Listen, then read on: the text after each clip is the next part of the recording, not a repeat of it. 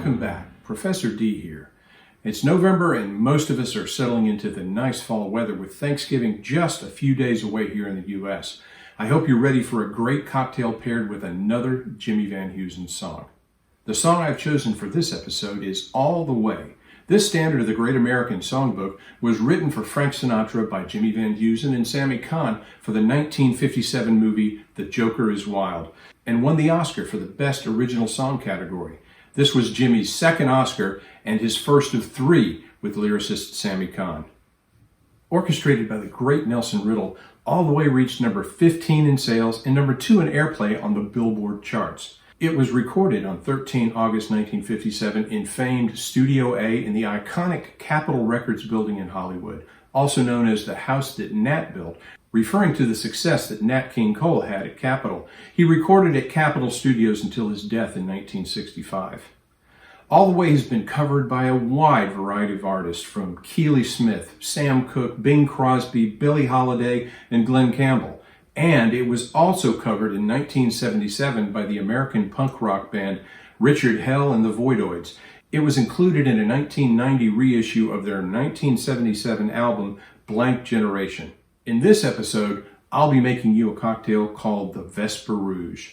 It's my take on the Vesper Martini created by Ian Fleming in the first James Bond novel, Casino Royale, first published in 1953. The original Vesper cocktail was named after Vesper Lynd, James Bond's very real love interest.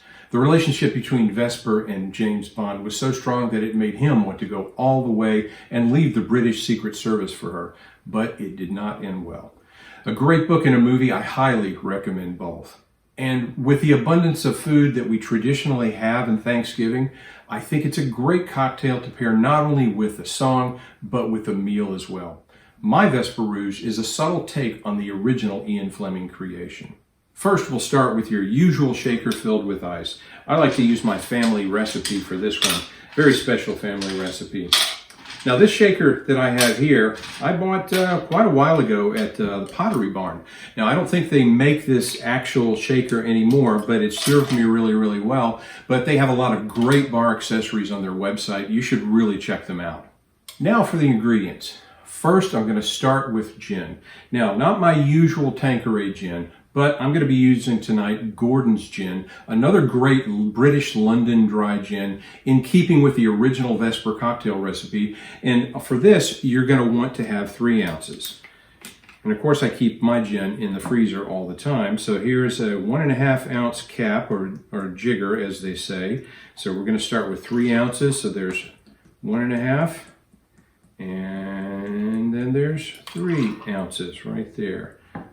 Okay, now the next ingredient you're going to want to have is your vodka. And for the vodka, we're going to add 1 ounce. So not quite filled cap with vodka there.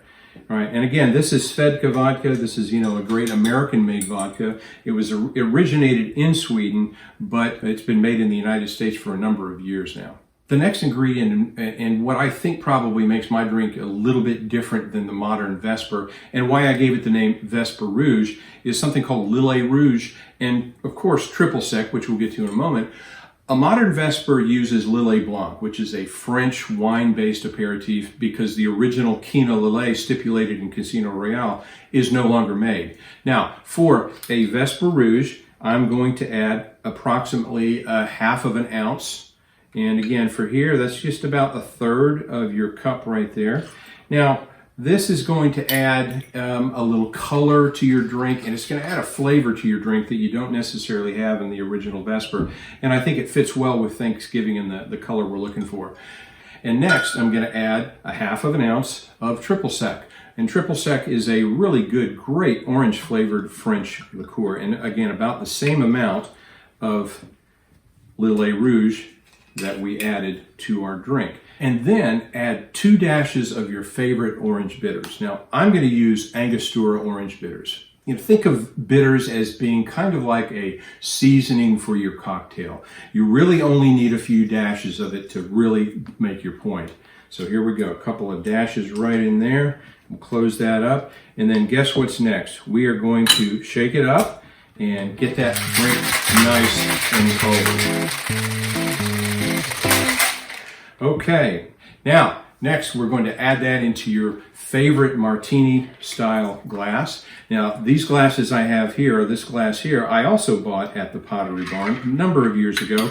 They're still available on their website, in addition, like I said, to a lot of different other bar accessories. It's very simple and very classic. Now, the last thing I'm going to add is a peel of orange. These are some really nice navel oranges that I got at the local grocery store. And we'll squeeze a little bit of orange oil into that and kiss around the edge there, twist and drop it in. It's a great cocktail to pair with the song all the way, because who wants to have something less than amazing? I mean, you want to have great experiences in life, right? All the way, right? However, be careful, because these drinks are very, very strong. You want to sip it, otherwise you're going to end up all the way onto the floor. One is probably enough. That's good. So that's it for this episode. Don't forget to check out the links for the Jimmy Van Heusen Cocktail Hour playlist, along with the other great links below. I'll see you next month for the December edition of the Jimmy Van Heusen Cocktail Hour. Happy Thanksgiving to all my friends Brooke Babcock and Hannah Madison Taylor, and all of our viewers out there. Check out some of the great links below to hear some great Van Heusen music. And don't forget to like these videos, subscribe to my channel, and feel free to leave a comment if you like. Tell us what you think about the drink, the Van Heusen song, and I'm just going to end it with that. And cheers and happy Thanksgiving to everybody.